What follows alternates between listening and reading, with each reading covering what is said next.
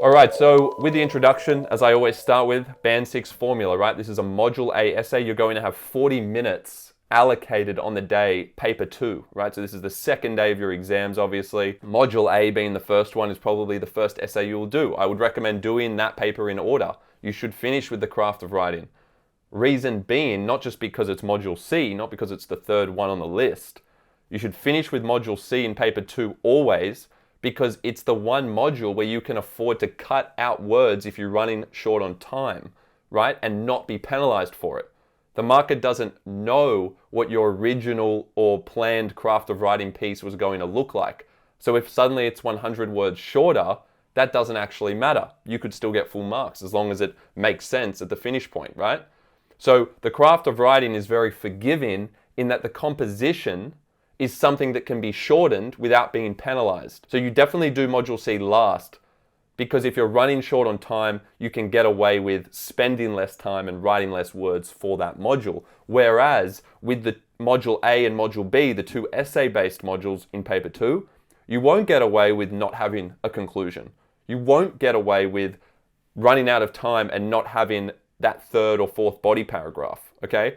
They'll know that you didn't finish your argument. It will be very obvious. It's very hard to get away with missing big chunks of your essay, whereas you can miss big chunks of the Module C. So my first tip there is with paper 2, do that paper in order.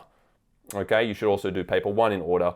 And you can ask me why if you don't understand why, but definitely do comprehension first of paper 1, do Module A first of paper 2. It's probably going to be the most time-heavy module for you, so you want to actually start with that one when you're fresh. Okay, so 32-minute draft is what we're looking to build here. That's going to be quite difficult because of how content heavy this is. We're trying to do so much in these Module A essays, but 32 minutes is the aim. The reason that 32 minutes is the aim is because you were allocated 40 minutes to write on the day, but we need about 8 minutes, that's 20% of the 40 minutes, to adapt throughout the course of writing that essay. If you haven't timed your essay well before the actual day of the exam, then you are going to really struggle to actually do the essay in time and really focus on answering the question, which is what you're supposed to do.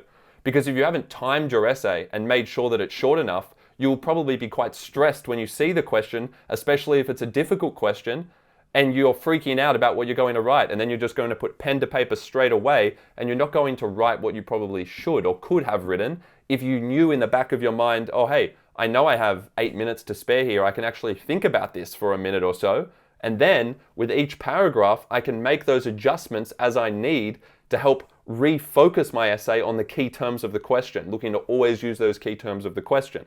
Okay, so it's very important, once again, to time your essays and shorten them well below 40 minutes, even though you get 40 minutes. Obviously, how do you perfect the draft? That's stage 1 of the Band 6 formula, right? Well, you use what we do today in the workshop. You use the best of your notes and the best parts of your previous assessments that were actually successful in terms of that Band 6 criteria. You want to use that, polish that, get feedback from peers. Obviously, teachers are a great resource. You can send that, polite email asking them to look at your essays. Obviously, they're going to be quite overwhelmed with trials coming up, but do use your teachers as a resource. They're available to you.